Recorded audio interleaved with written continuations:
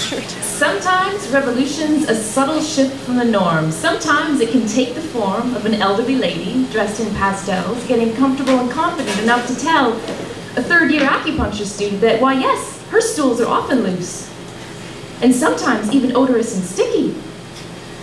Sweet 62-year-old Marjorie is broken the don't talk about poo taboo, but first she saw through a truly poisonous lie.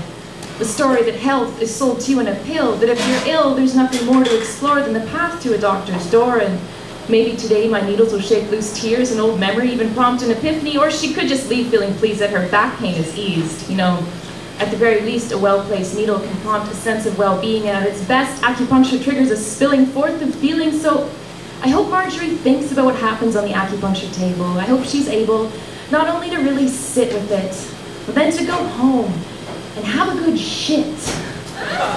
You know, maybe if we could speak freely about poo, the next thing to do would be acknowledge that we actually have assholes. Can you imagine the societal change that would take place if the average heterosexual male were to explore the erotic possibilities of his prostate? Right. We're a nation of constipation, butts and jaws clenched. We stuff crap down our throats and it gets stuck on the way out.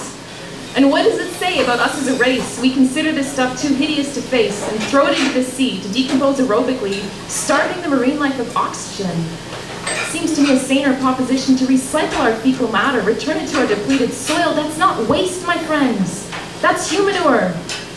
The poo revolution begins with the construction of a composting toilet in your backyard. You know, if tended well, there's very little offensive smell.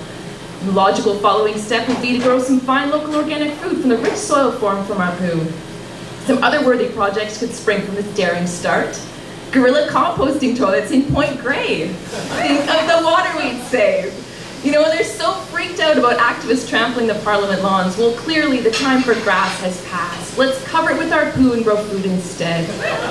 I'm talking about a breakthrough of compassion, a paradigm shift, a closing of the rift between food and body, body and soil, soil and food.